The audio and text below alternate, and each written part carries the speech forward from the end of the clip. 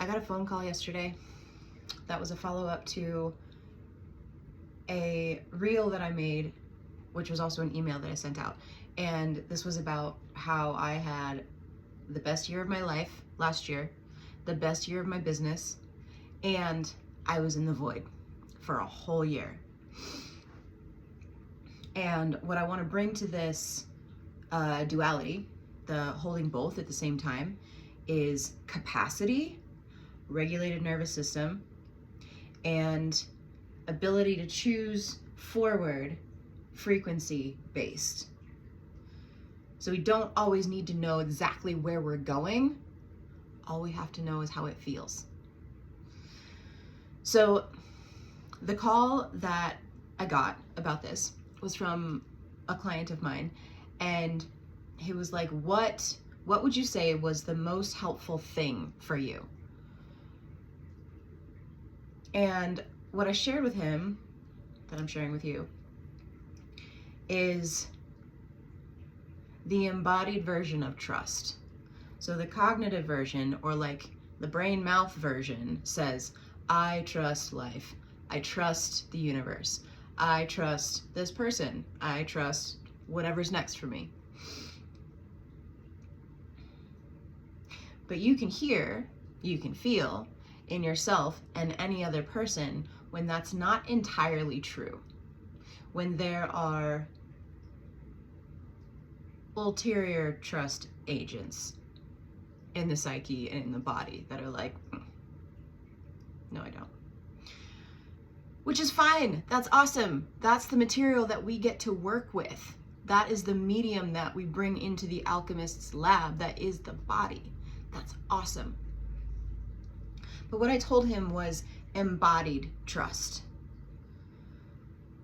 Embodied trust. So I had the opportunity this last year to deepen my embodied trust with life, with the mystery, with the universe, with God, with my spirit guides, particularly in the down, in this empty phase, this exhale and hold empty. That part of your cycle of breath where you really want to take a breath, you really want the evidence, you really want to be shown what's the next thing. I can feel it in my body. What is it? And it doesn't reveal yet. The hold empty. The exhale and hold at the bottom. And embodied trust, when our body trusts the phase that we're in, when we're just down and down and down and down, and so much of this human experience wants to pop out of it. Eject, make it better, raise that vibe, whatever our mechanism is. And the deepest medicine is actually to stay down and hold. So embodied trust from a sensational standpoint is a regulated nervous system-ish. So the parts of us that want to freak the fuck out because we can't feel anything, because we don't know the answer, because we want to launch our fucking business course and and the answers that we keep getting are wait, it's not time. So much of the nervous system wants to charge. I want the thrill. I want doesn't really matter which direction the charge goes, positive or negative, but our nervous system, the thrill, the word that I'm trying to pull is not the appropriate word for this at all. The enthusiasm, the enthrall. Anyway, the charge of the pulling ourselves up, like holding empty is uncomfortable for the human body because we love speed, because that is a part of our culture. It just is. It's part of the patterns that we live within. So when we slow down, when nothing's happening, we make it mean a bunch of things about ourselves, and we want to fix it. So this is where our wounded masculine tendencies want to come in. The part of us that want control so that we can make it feel good. That's what control does. Control wants to make the system feel safe, really, which is super sweet, right?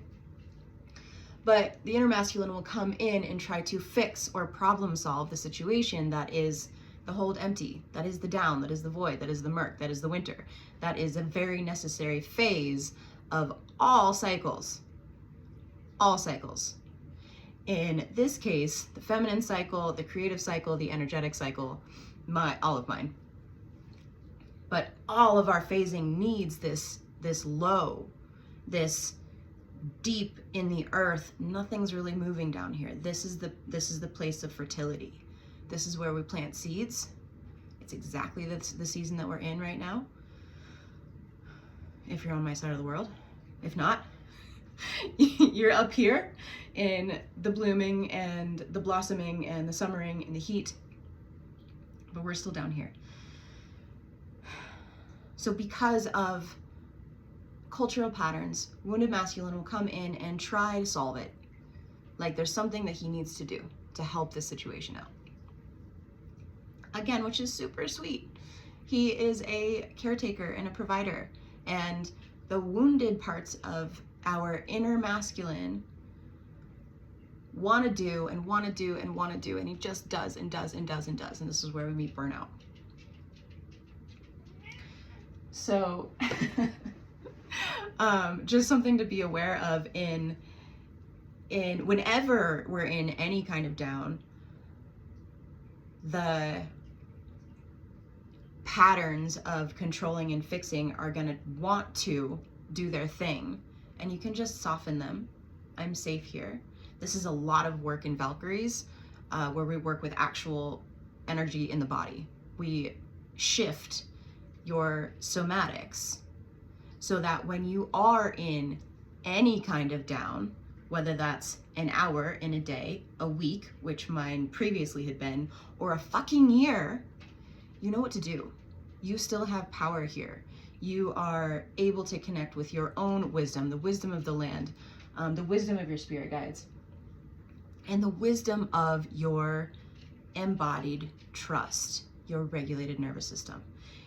And back to the sensations in your body of embodied trust. Nervous system stays relatively neutral. Breath is like low and wide in the body, low and wide in the hips. So when we make the down mean things about ourselves, our breath wants to follow the cognitive narrative of what we're feeding ourselves when we make it mean things about ourselves. So our breath, along with our nervous system, wants to rise and like, right? There's fear actually in the down. So when we can regulate the system consciously and tap into that place whenever we want, we can bring that to the down. So a really beautiful way to work with your energy when it wants to pop up, and not that there's anything wrong with it. We live up here. We're a cognitive society. So much power up here, but when we do that, our breath comes up here and our shoulders come up here. And we just breathe right here, right? But our lungs go all the way down here. This is how much space we actually have to breathe with. This is how we start to cultivate embodied trust in the body. When your body trusts the down, when your body trusts the up, when your body trusts life, when your body trusts your partner and yourself. This is freedom. When I talk about liberation, it's this: liberation in your body, so that you can hold yourself in any given situation, so that it's actually possible to have an incredible moment while experiencing deep grief or deep rage or deep emptiness. It's possible to manifest magic and money when we're in the exhale. And the other way around. Everything happens in the body. In Valkyries, we work with energetics in the body, the shapes that our energies have taken, which creates the lives that we've lived and the one we're currently living. And we literally shift the energetic shapes within our bodies so that we can show up differently in the world, so that we are not held back by things that used to hold us back. So that, my cat's crazy. Literally shift the shapes of energy within our bodies so that we can go into the world and lead the lives that we fucking want to live, the ones that our souls put us here to live, rather than the ones that we came in here patterned to live. So we unpattern all of our stuff in our bodies and rewrite it. But the difference between this work, the difference between Valkyries and cognitive healing work, is that we shift in the body. And when you shift something in the body, when you learn something in the body, when you learn trust in the body, it's lifelong. And your external world will finally meet the internal changes that you are intentionally shifting.